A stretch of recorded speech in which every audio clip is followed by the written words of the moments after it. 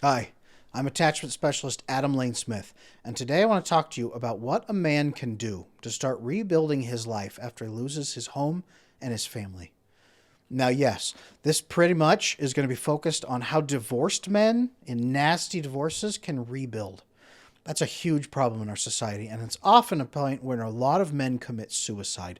They lose their home, they lose their family, they may have their children turned against them and alienated against them.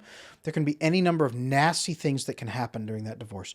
But really, what's happened is he has lost everything he has worked for and built and feels like he's back at square one, back at ground zero with nothing to show for all the hard work he's done. Many times, men are shackled with alimony payments, child support payments, so it feels like they're at less than square one. They are now in the negatives. They would be better off if they had never tried. I hear that a lot, and I've worked with that a lot. Today, I want to talk to you about a few things that you can work on right now if you're in that circumstance.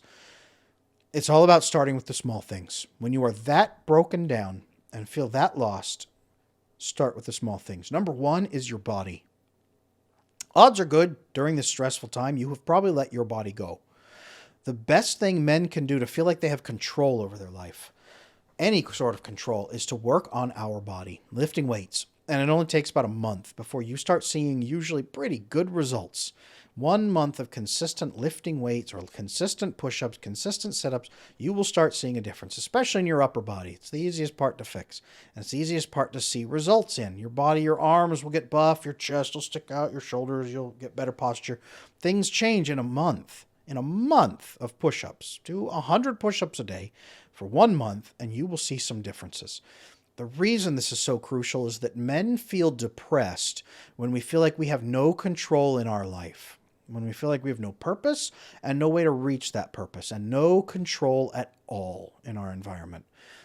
When you feel like you have some control over your body, when you see some changes start to happen, your brain says, maybe I can change other things. The easiest thing to change is your body. Start there.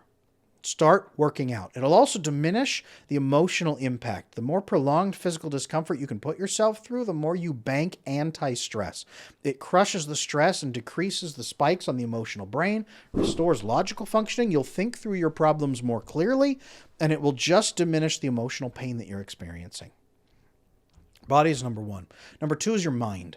Start working on your mind. So if you have problems and anger and frustration and lack of closure and you wish you could do things different and you don't know where to start, get some advice from other men who have been in that circumstance. A divorce support group for men is great. Other men in your life who've been divorced is fantastic. There's online fraternities for men to join. There are just online Facebook support groups, divorce groups for men. Even just being around other guys at the gym. Odds are good if they're at the gym, maybe they're divorced. If they're in their 40s or 50s or they're working out hard, they might be divorced, and that's what has fueled their spike to go and work out and fix their body. Maybe they're taking them, maybe theirs is number one. Maybe they're still in that number one and they've been doing that for 5 years and they're feeling good. Talk to other people about problems and get solutions for them. Fix your mind. Improve your attachment. We've talked about that. Divorce often can come from attachment issues. Fix your attachment. Or understand the role attachment may have played in the other person who divorced you. Maybe you have great attachment and they don't, and you say, why did this happen? Learn about attachment. I've got a video on here, how attachment threatens your relationships. Watch that. Start educating yourself. A lot of men do this when their divorce happens and they start educating themselves. Body number one, mind number two.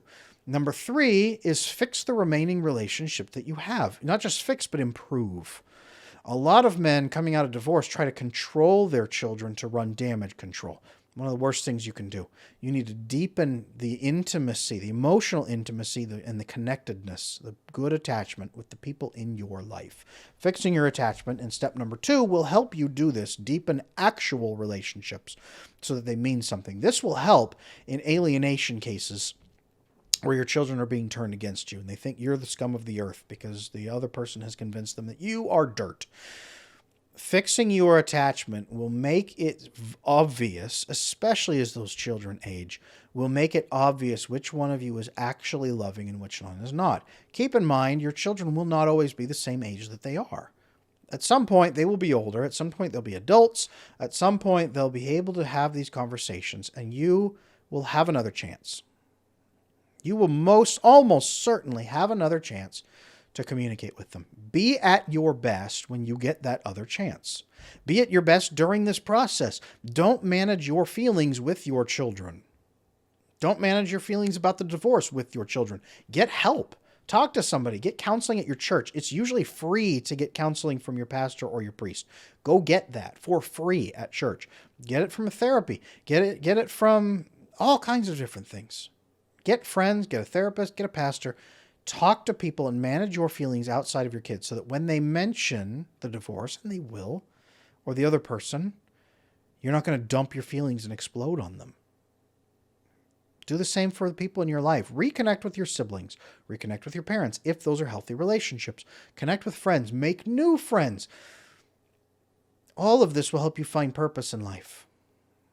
Finding purpose in your relationships, building a legacy, a meaning. You must have purpose or you will want to die because you will feel there's no reason to live.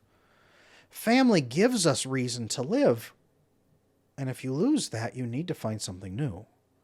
A new legacy, a new purpose, a new mission. I have a video guide on that too. I have a video course on my email list. I have a short video about that here on this channel. Finding purpose and mission in life. Do that. Improve yourself and you will attract better.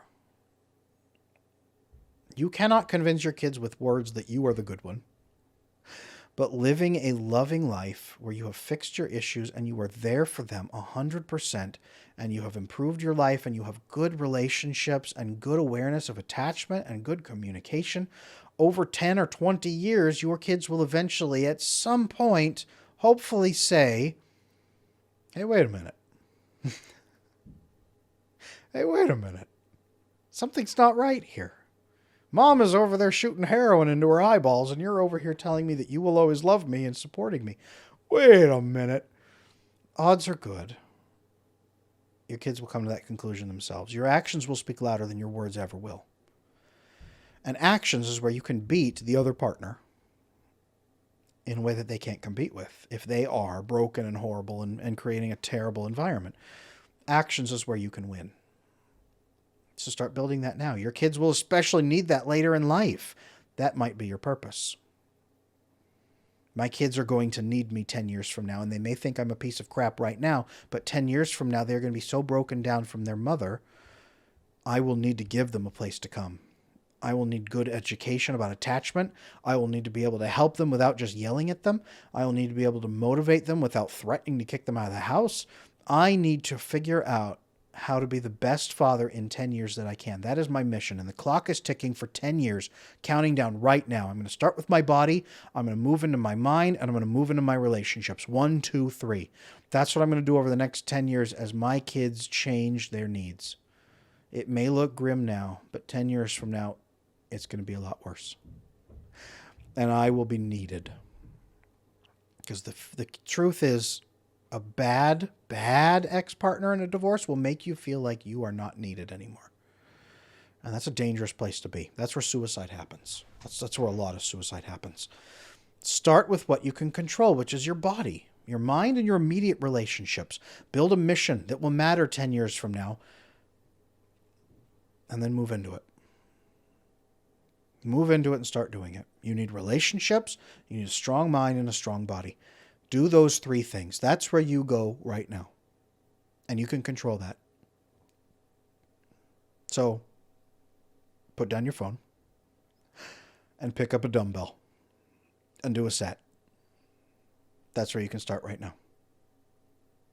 I hope this has been helpful. Thank you for watching. Please like, comment, and subscribe. And until next time.